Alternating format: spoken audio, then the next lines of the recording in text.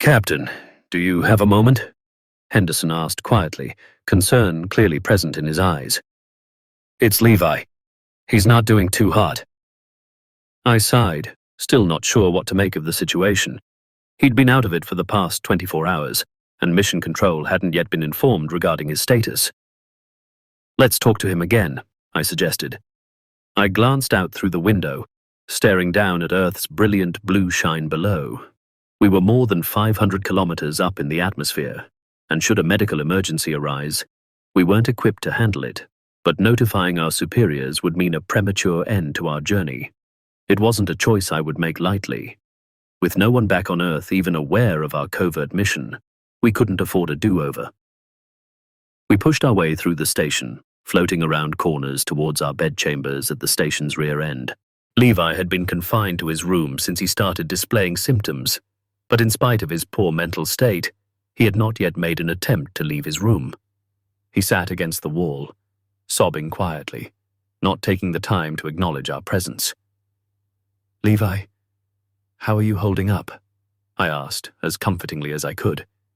"We have to find her. She has to be out there. She's not gone," he mumbled to himself. "Find whom?" I asked. "Why are you pretending like you don't know?" he went on. "Carrie is out there. She needs us." I glanced over at Henderson. We shared a confused expression before redirecting our attention back to Levi. His eyes were bloodshot, heavy bags lining their underside. Even under heavy sedation, he hadn't slept a single minute. "Levi," I began, "there is no Carrie. There's just the four of us here, and we haven't had an EVA in over a week. There's no one outside. There can't be." "How can you say that? How can you look me in the eyes and pretend like you don't know?" It was a discussion we'd had on more than one occasion in the past day. Repeating it would only serve to exhaust all of us. And getting increasingly worried by the minute, we excused ourselves and locked him back inside his room. Though stuck in his bizarre delusion, Levi made no attempt to resist his confinement. We returned to the bridge, where Adriana Lowe was waiting for orders on what to do next. "What do you think?" I asked. "Mental break?" Henderson suggested. "I just don't know what set it off." "What about a tumor? Neurological disorder?" Lowe asked. "The company put us through a barrage of medical tests, including an MRI. Unless he grew a brain tumor in the past 2 weeks, that ain't it," Henderson replied. "It's only been a day, and—" Henderson was interrupted mid-sentence by a bang reverberating throughout the station, appearing to originate from the outer hull. "What the hell was that? Did we just get hit by something?" Lowe asked. "Not a chance. Anything up here would have torn through the exterior," I replied. "Check the computer. Confirm that nothing's malfunctioning." Lowe pulled herself over to the control panel and started performing a systems check. Though no alarms had been triggered, there were a handful of non-emergency errors, enough to prompt a worried expression on Lowe's face. "Captain, we've got a problem." Already by her side, I started reading over the alerts. "We've lost contact with the TDRIS?" I half asked, half stated. "I can't realign the antennas. Only 4 of 6 are even operational. We can't contact Mission Control," she said. "I don't understand," Henderson began. "Didn't Levi check this yesterday? It's just a minor power failure, isolated to the communications array, probably a blown circuit," Lowe explained. "That's the bang we heard?" I asked. "Wouldn't have been that loud. None of the alarms went off either, so no fire," Lowe went on. "What do you suggest?" "Not sure yet. We just have to find the damage. I'm sure Levi was working on the solar array electrical supply yesterday. In his state of mind, he could have easily crossed some wires, since they run through the same sections as the antennae," Henderson suggested. "I'll get the repair logs," I said. "Lowe, have a look at the wires in the meantime." Grabbing the repair logs, I started flipping through the handwritten pages, looking for the last entry. All of us had taken our turn maintaining the systems during our 2-week tenure aboard the station, mostly 1 or 2 sentences to confirm that everything was in order. I didn't even need to check the signature, seeing as I had become well acquainted with our team's handwriting during our several years of training. Henderson's, Lowe's, Levi's, my own, but an entry by a fifth unknown person caught my eye, with loopy handwriting and an unintelligible signature. It was an entry by a person not stationed aboard the CSS, but before I could examine the entry any further, a loud knock was heard, as if something had slammed against the station's exterior. The sound was loud enough to garner the attention of our entire team, but none could come up with a plausible explanation of what had caused it. Until the sound repeated, and Henderson had an idea. "Lo, you said 2 of the antennae were non-operational." She nodded. "The way they were installed, it's mostly clinging to the station by the cables running them. It's possible the base detached, causing them to dangle around and periodically slam against the hull." We waited as the sound repeated, coming from approximately the same spot. Henderson could be right, and it meant fixing the problem would require a session of extravehicular activity. "Don't worry, I'll go outside and fix it," Henderson said, as if he could read our minds. "An unauthorized EVA session? Mission Control won't be happy," Lowe chimed in. "How are you planning to contact them to ask permission? Captain Foley is in charge. He can make the call," Henderson replied as he gestured towards me. I could only nod in agreement. "We don't exactly have another choice." "Right, let's get to it then," Henderson said as he started heading for the airlock. We accompanied him to the inner hatch with its preparation chamber equipped with spacesuits and tools. He quickly got dressed and entered the airlock, hesitating for but a moment to glance back at the 3 remaining suits. "There's only 4 suits in total," he pointed out.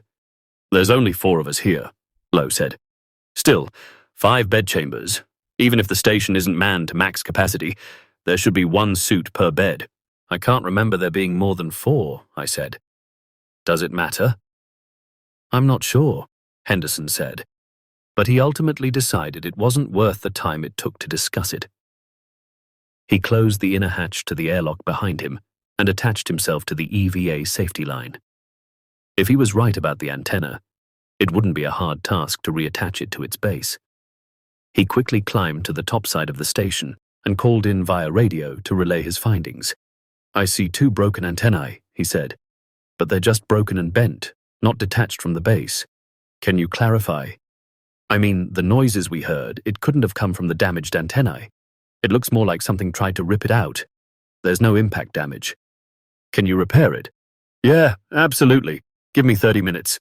Have Lowe look at the wiring in the meantime. There's bound to be some damage to that as well." "I'm on it," Lowe said, allowing me to stay on the line with Henderson. "It's weird, though. There's nothing out here that could explain the damage nor the banging sound. It must be coming from inside," Henderson said. "Inside? How do you figure that?" "Could be a fault with the pipes," he said. "Or maybe someone moved into the walls." He chuckled at the last quip, but I could tell he was nervous about the situation. We tried to stick to small talk to ease the tension, but Henderson had to keep his mind focused, and I didn't want to distract him from the task at hand with conspiracy theories. Still, my mind kept reverting back to the handwritten entry in the repair log, written by someone not present on the ship, though clearly dated more than a week after we arrived in space. "Captain, I know you're thinking about the repair log. I could tell you noticed the aberrant entry. I saw it too. I wanted to say something earlier, but I wasn't sure what to make of it." "Did you recognize the signature?" I asked. "No, but it made me think," Henderson began, only to stop dead in his tracks. "Henderson!" He remained silent until I repeated his name over the radio. "I think I see something," he explained. "Yeah, there's definitely something outside. It's moving." "What do you see?" I asked, not yet understanding the gravity of the situation. "It's just like a weird silhouette. It's hard to say, it's too far away. It's definitely moving, though. Shit, it's getting closer. Jesus Christ. It's alive. Get me out." "Henderson!" I near yelled into the radio. "Henderson! Respond!" Another few seconds of radio silence, but Henderson wouldn't respond. I kept calling for him, loud enough to catch the attention of the remaining crew. Lowe came rushing back to my position, startled by the ruckus. "What's going on?" she asked, as she saw me gripping the radio with all my might. Henderson, he saw something outside. I tried to explain before Lowe cut me off. Henderson, who the hell is Henderson? What? I stuttered, confused. Why are you roaming around the airlock anyway? There's no EVA planned for the day.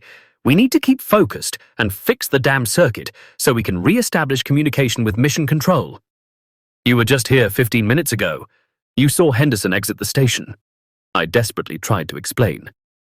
Listen, Captain, I know it's been a hard couple of days, but every crew member on board Kalis is still inside. Levi is resting, and we're here.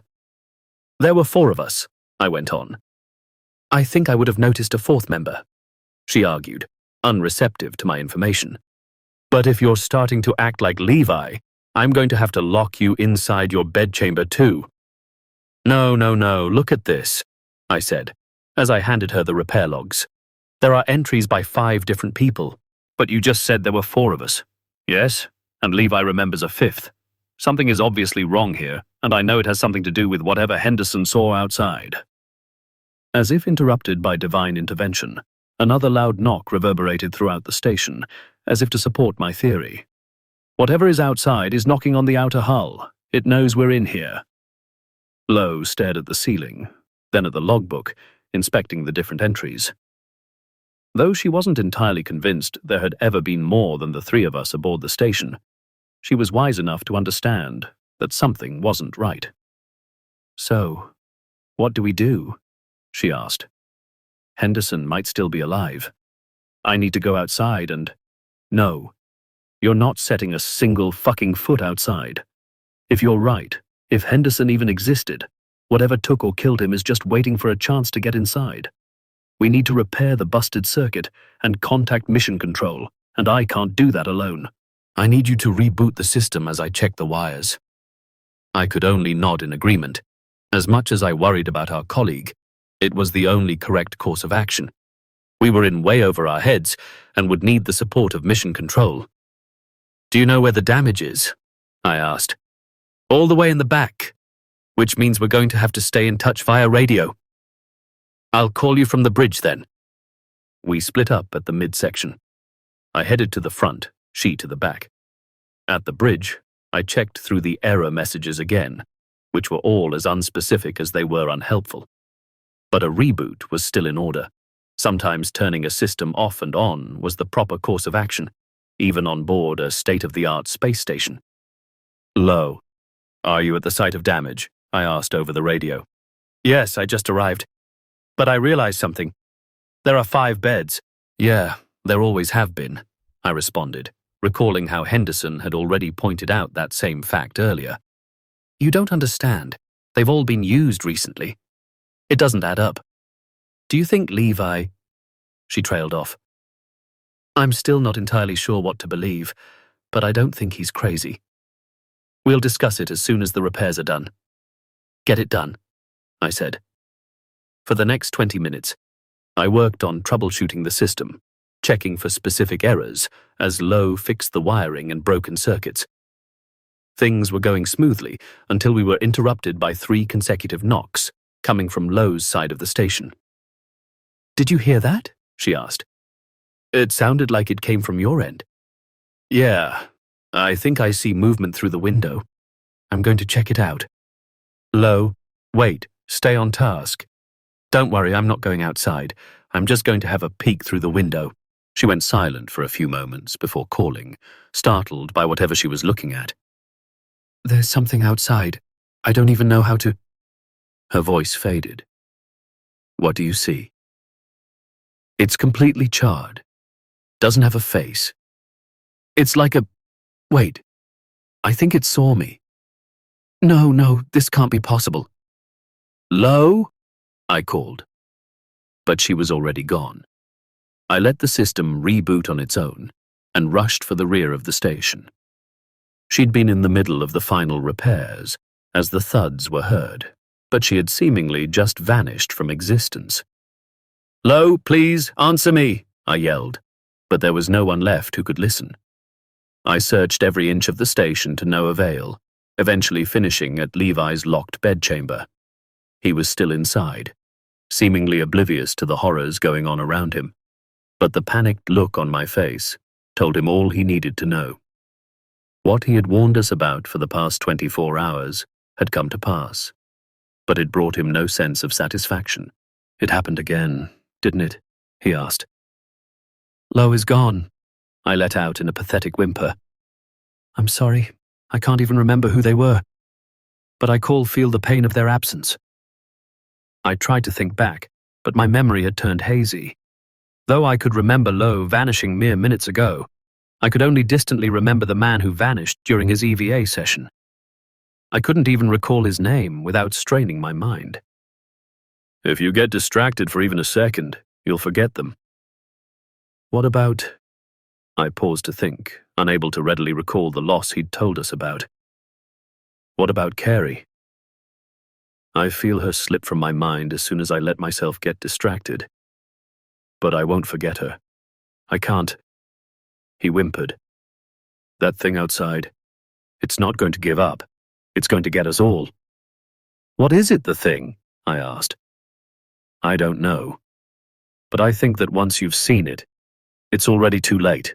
I thought back to Lo, how she had described the creature moments before she was taken, and how Henderson had seen it during his EVA. "We need to inform Mission Control. We can't let this thing win," I explained. Levi seemed uninterested in beating the entity clinging to our station, but I wasn't yet ready to give up. I rushed to the damaged section, knowing that Lo had been moments away from finishing up her repairs. What remained was a quick fix, and no sooner had it been completed than another 3 knocks reverberated through the station. I tried my best to ignore it, not daring to check outside the windows. It didn't matter. We had re-established contact with Earth, with our home. Then I noticed Levi heading for the airlock. Before I could even register what he was about to do, he locked himself inside without donning an EVA suit. "Levi, what are you doing?" I asked, as I pulled myself towards the inner hatch. "I'm finishing things on my own terms." "No, don't do this. Come on, please. It's only a matter of time before it gets us, too. We'll be fine if we just stay inside. We don't have to give up. It doesn't matter what we do. I can already hear it talking to us. It's learning from its victims. The more it takes, the more human it becomes. I can hear it whisper, using a voice I love. I want to go out while I can still tell the difference. Levi, please." But he had no intention of listening, and opened the outer hatch without a suit, nor being attached to a tether. He was pulled out into the darkness of space, his body left to float, until he inevitably got pulled in by Earth's atmosphere, where he'd effectively be cremated. To him, that was a kinder fate, that meeting whatever creature waited outside. Letting the shock wash over me for no more than 10 seconds, I rushed to the bridge where I could finally establish contact with Mission Control. "This is Captain Foley reporting. We have had an incident on board the CSS. There have been multiple casualties. Please advise." A reply dug itself through the static, a worried-sounding man who had clearly not expected to hear from me. "What do you mean, casualties? How many? What happened?" The voice called from the other end. "I'm not sure, at least 3, maybe 4, I responded, as honestly as I could. "Wait, 4? The voice asked. "Are you alone?" "Yes." "Are you secure? What happened up there?" The voice asked, pressing for as much information as possible. "It's Fermi event," I said. "I'm not exactly sure what we're dealing with." "A Fermi event?" he asked. "Are you certain?" "I think so. Yes." "What course of action do you recommend?" The line went silent for a moment. When the man began to talk again, the concern in his voice had been replaced by hostile suspicion. "I'm going to need you to answer a few questions, beginning with your full name, rank, and date of birth." They were trying to determine if I was who I said I was. While it was standard protocol in the case of a Fermi event, it didn't comfort me. "My name is Brandon Foley. I am the captain on board the Kalis space station. I was born on—" I explained before getting cut off by the all-too-familiar knocks, cutting me off.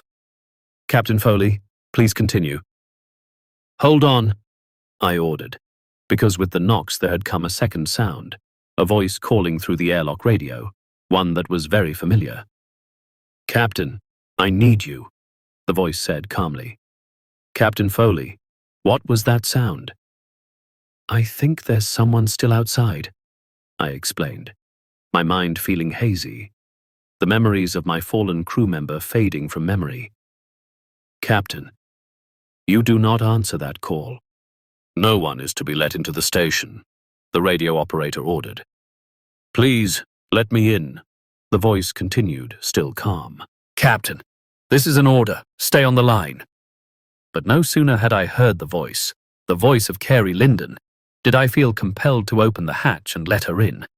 After all, she'd only been outside on a routine repair task, and she was the only other person on board Kalis. We'd trained alone, journey into space alone, and now we were the sole two people responsible for ensuring the mission didn't fail. The radio operator in the background kept yelling orders at me, but his voice was distant and unimportant. Carey was all that mattered. Captain, can you hear me?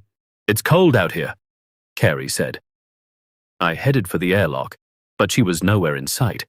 Still, her voice was emerging from the intercom. I can't see you, I said. Just open the outer hatch, I'll be right there, right? The voice emerging from the radio at the bridge was barely intelligible. I could only just make out a few names he kept calling for. Henderson, Lowe, Levi, all people I'd never met. I only had one partner, and she would have been trapped in the vacuum of space if not for me. Not needing her to ask again, I pulled the lever to open the outer hatch. I wouldn't have to be alone anymore.